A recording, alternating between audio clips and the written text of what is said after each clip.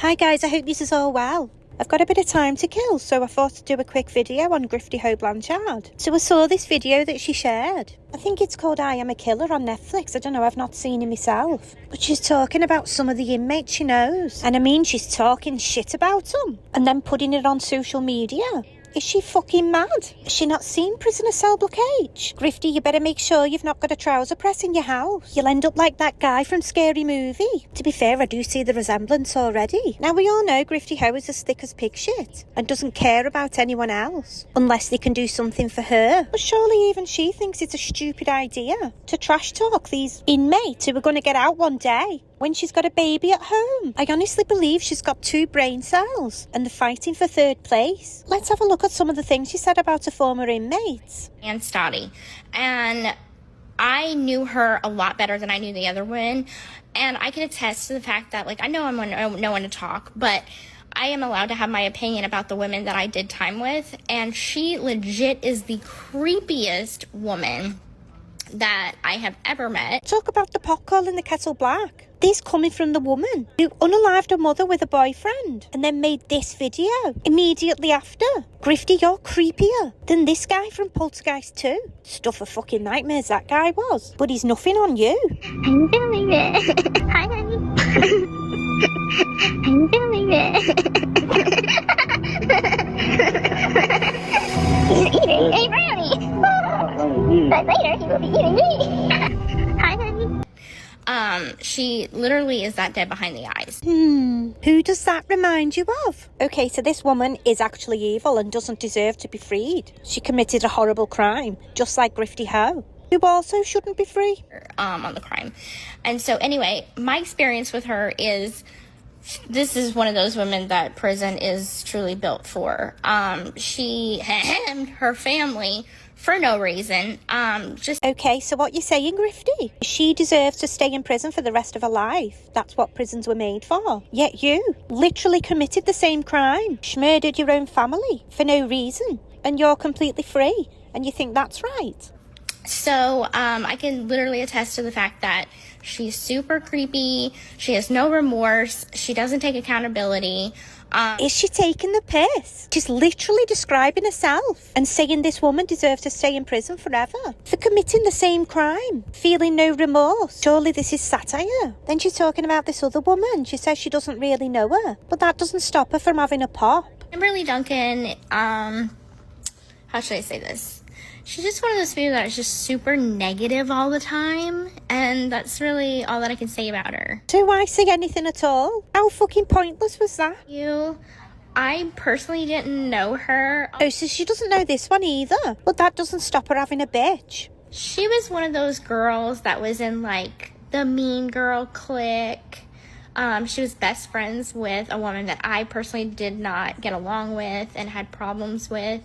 So she ran with that clique, the clique that kind of like always feels like they're better than everybody else and, you know, they're hot shit. Okay, so what I'm getting from that is that these were like the popular girls and you just wanted to be in that clique. You're just coming across as a bit jealous, to be honest. I feel like Grifty Ho still thinks she's in high school, or like she's just come out of high school and she always wanted to be one of the popular kids, but she never was. So she spends the rest of her life just bitching about them. Got the same vibe again when she was talking about this other woman. She said she was a bully in prison. She used to pick on her. And a lot of you have actually already read about my experience with her in my book, My Time to Stand. She can't resist plugging that stupid book of lies, can she?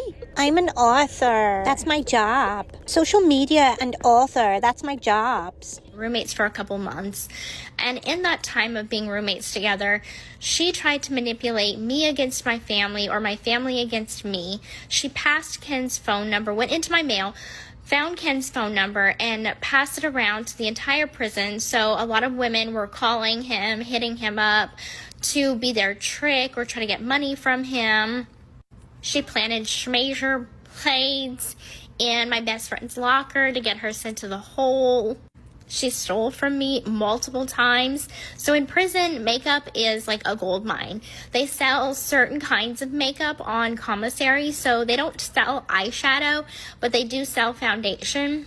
So she went into my locker, stole my foundation, then resold it back to me. I bought it and then stole it again. Watered down my shampoo. snitched on me multiple times. She outed me for me actually giving myself a tattoo, so she's the one that snitched me out. Yeah, she sounds just the type of person you want to start trouble with, especially when you've got a baby at home and everybody knows your address. Best talk shit about her online. So it was all coming to a head when finally she and I finally got into a verbal altercation where she came up to me and was like, bitch, go on somewhere. And I was like, who you calling bitch? Who you calling bitch? And I sized her up. She sized me up. We got in each other's face. And her best friend had to come split us up. And that was the day that I realized I had a powerful voice. That I realized that my size didn't dictate my level of confidence, that I could speak my mind, stick up for myself against a bully. And in prison, you really are, like, you have to be aggressive in order to be heard. And so all leading up to that point, I was very quiet, very shy, very meek, stuck to myself, would have one or two friends that I would hang out with. Other than that, I would sit alone. I was just a loner. And so from then on, I realized that I could have a voice and speak my truth, speak my mind, and didn't have to cower beneath someone like this. I'm calling bullshit on that story. I don't care. I don't believe a word of it. I've watched enough Wentworth to know if you stand up to a bully when you're in prison, especially when you're the size and the shape of a lemon, they're just going to squish you like a bug. This sounds more like a scene from a Disney movie. You know, the ones where there's a clever girl, like she's pretty and really, really quiet, a bit geeky. Then she eventually stands up to the bully and becomes some sort of hero. This is what it sounds like to me. And this is what I think Grifty Ho thinks of herself. Like, she tries to play the victim. She does it all the time, but obviously the main one is when she was saying, like, her mum abused her. She was like some poor princess stuck in the house, which we all know is bullshit, because she had access to the money, the internet, the telephone. She had access to all these things. She could have escaped at any time, but instead, she just did away with her mum. And she tried to play it off like she was a poor victim. She stood up for herself, and now she's free. The woman lives in cloud cuckoo land. I can't believe anybody believes her lies. Talk more shit about more people that she admits she hardly knew. Yet she felt the need to reveal what the kinks were. I would call them like the blood schmex cult, because they would be into like some vampire shit. She's one to talk anyway about weird kinks. Just Google Gypsy Rose Demona or Gypsy Rose Toothbrush. Just because everyone knows you're into freaky stuff, you don't have to expose everyone else. Do you remember when she got out of prison and she said she was going to be an advocate for the other women? And she made like one video about this woman, Amelia, and that was the last we heard about it. Well, she talks about her as well. And we all know my really good friend Amelia Bird, which I have actively spoke out about our friendship very early on after my release. She's one of my best friends, and I advocated for her support and also for her to get a pardon or clemency. I truly advocate for her. Yeah, you've done so much for her, haven't you? No, you've not. You probably spoke about her once and that was it. You won't do anything for anybody else unless there's something in it for you. So she's talked shit about all these people. People who are in prison and are going to get out at some point. Or they know someone on the outside who are willing to do things for them. And people in the area know where Grifty Ho lives. So she's talked shit about all these dangerous people. The people she knew from prison, not from the Girl Scouts. And she's put it on social media. What you going to do when they come for you? Or they come for your family? So you've got your dad Rod, stepmom Christy, and your half-sister Mia, who's already distancing herself from you. You think they're going to stick around? Oh, and don't forget your minions from TikToksic. Yeah, fair enough, Brie'll have your back. Oh, and you've got this other one. I think she's called Dreamer. The bearded lady who does videos with snot trickling down her face. She's a racist bitch as well. She called Nina, the beauty influencer, a racist name, then claimed she wasn't racist because she didn't use the N-word. Yeah, I called her a black. I sure did. It wasn't racism. If I wanted to be racist, I would have referred to her as the N-word.